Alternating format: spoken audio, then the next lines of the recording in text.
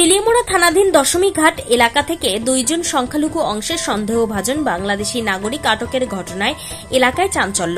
ঘটনার বিবরণে জানা যায়, দশমীঘাট এলাকায় সোমবার হঠাৎ করে এলাকাবাসীরা অজ্ঞাত পরিচয় দুইজন ব্যক্তিকে দেখতে পেয়ে ওনাদের আটক করে পরিচয় জিজ্ঞাসা করলে সন্দেহ তৈরি হয়। প্রাথমিকভাবে যদিও ধৃত দুই ব্যক্তি নিজেদের আসাম রাজ্যের বাসিন্দা বলে পরিচয় দিয়েছেন, তারপরেও স্থানীয়দের সন্দেহ হওয়ায় তারা পুলিশের দ্বারস্থ হয়েছেন। স্থানীয়দের কাছ থেকে প্রাপ্ত খবরের ভিত্তিতে পুলিশ ঘটনাস্থলে উপস্থিত হয়ে সন্দেহজনক দুই ব্যক্তিকে আটক করে থানায় নিয়ে যায়।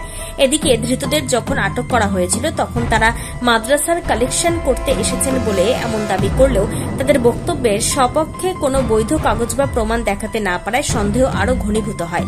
স্থানীয়দের অনুমান, তারা পার্শ্ববর্তী রাষ্ট্র বাংলাদেশের নাগরিক। এখন অপেক্ষা পুলিশি তদন্তের পর বোঝা যাবে আসলে ধৃত দুই ব্যক্তি বাংলাদেশের নাকি ভারতের আসাম রাজ্যের বাসিন্দা। তবে অপরিচিত দুই ব্যক্তির আটক হওয়ায় এই এলাকাতে চাঞ্চল্য তৈরি হয়েছে। আসাম থেকে আইছি। আসাম নগাঁও ডিস্ট্রিক্ট। কি কারণে আইছেন? শিলংবিনী মাদ্রাসার একটা কালেকশনের ব্যাপারে আইছি। আমরা অল্প আগরতলা আসতাম 4-5 দিন আগে। আগরতলা থেকে আজকে গাড়ি এসে গিয়ে নামছি, একদম টমটমলা দিয়ে আমরা এই জায়গা এই যে ওভারব্রিজের সামনে নামছি।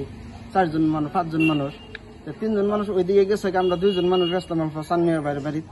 আমরা টমটমলায় নিয়ে নামাই দিয়ে থইছি। সানমিয়ার বাইরের লেগে আলাপ করলাম। হেলা কইলো আমরা বর্তমান চান্দাবাজি মানে মাদ্রাসার কোনো কালেকশন দিতে পারবো না। ঠিক আছে, দিতে পারবো না ভাই, আমরা যাইয়া। আমরা এদিকে যাইতেছি, পরে এই যে ভাই ডাক দিছে, ভাই এদিকে আইও, আই কার্ড দেখাও। তো এনার অরিজিনাল আই কার্ড লগের সাথে আছে, দেখাই দিছে। আমারটা জেরক্স কপি আছে, আমি দেখাই দিছি। আপনারা মানে আপনার অরিজিনাল ডকুমেন্টস সঙ্গে আছে? সঙ্গে নাই আর কি, কিন্তু আপনার রুমে আছে। মানে আমরা ওই যে আগরতলা যায় আবুল কালাম আজাদ ভাই হোস্টেলটা, ওই হোস্টেলের মধ্যে আমরা 4-5 দিন ধরে থাকতেছি। হোস্টেলের রিসিপ্ট সবকিছু আছে। বা আমরা যে আসাম থেকে আইছি, ট্রেনের টিকিটও পর্যন্ত আমরা সাথে এখনো আছে, বুঝছেন? এই নিয়ে আর কি ব্যাপার, আর অন্য কোনো ব্যাপার না।